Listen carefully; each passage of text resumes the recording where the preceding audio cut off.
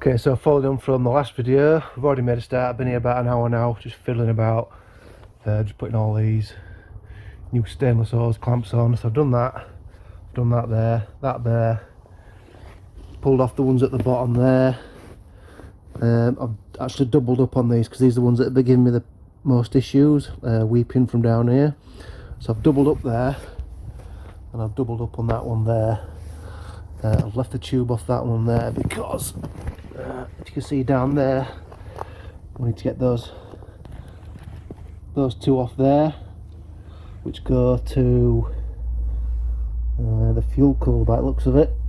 So I'm gonna have some dinner, then we're gonna take all this battery tray off and stuff here, take this off, and then we're gonna have a look. I think the main issue here is we can do this one here easy enough. Put my finger on, but the one that goes underneath, I can just about feel where that goes. It goes right underneath the fuel cooler, so that's going to be a bit of a ball ache, that one, to be honest with you. So I might have to take these off here and just move this out of the way so we can get to that one. Yeah, I'll keep you posted on that. So we'll come back in a bit after dinner. Right, I've just dropped the fuel cooler out of the way, and the offending hose to get to is just down there. Look, can you see it? There you go, that one there. Now this was actually quite easy to get out of the way. There was two 10mm there. There's supposed to be another couple underneath there, but somebody's been here before and left them out, so that's just dropped nicely out of the way, that. So I'm just going to leave that there. I'm going to try and sneak the pliers in down there and get that off. And we're home, well, not home free, but it'll be a lot easier anyway. Right, let me try that. Okay, update time.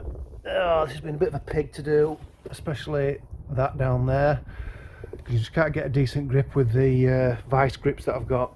So I managed it in the end, but it helps having that out the way.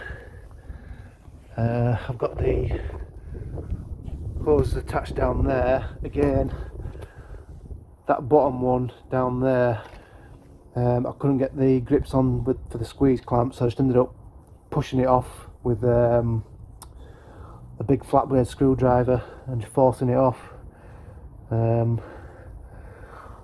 Yeah, all this section here is done. It could be a cup of tea time, I think. Break time, let's go for it. Right, tea break's over. I think we're all buttoned up in here now. All these are all tightened up, all these are on. So I think now it's just a case of put the battery tray back in, put the header tank back in. Yeah, see you later on.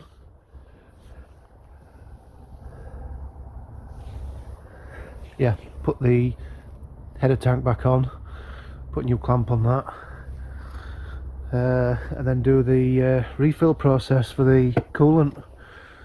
I might do that in a separate video on how to do that properly with the, because if you don't bleed it right, it can you can hear it gurgling through the heater matrix, the airlocked. So we'll get on with this battery tray that first though, because it looks like it's going to rain imminently, so we'll see you in a bit.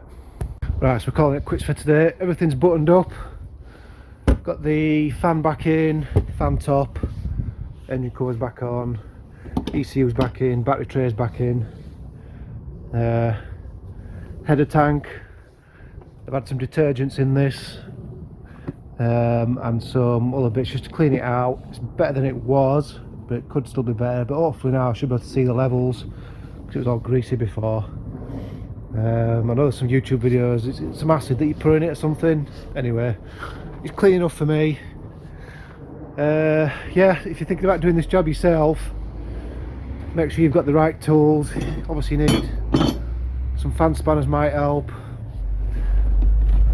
good set of plumber's pliers, or preferably the correct tool for getting these off, because some of them are in tight spaces and they're a nightmare to get off. Hoses that I've took off, they don't look bad. Bit rough there. This one's been bodged at this end, been cut down I think, unless it comes like that, I don't know. But yeah, it will get in time for them to get replaced anyway. It's looking a bit ropey. Stick these down back somewhere. You guys seen these from the last video. That's the state of the hose outlet. Obviously not looking very good, it's all deteriorated there.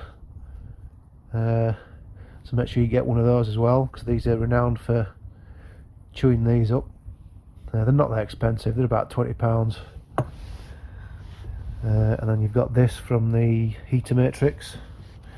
Again, they don't look bad, but it's been chafing there.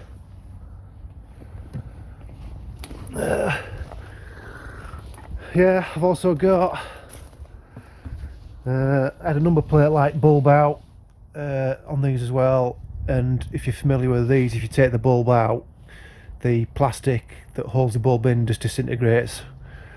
So I've got some LED ones of those to put in, so I'll show you that at some point as well. So that is it, I think, for today. Looking at the skies, it is going to rain, so I'm going to call it quits and go on for some tea. So again, thanks for watching, all the usual stuff. Like, subscribe, and we'll see you again on the next video. See you later.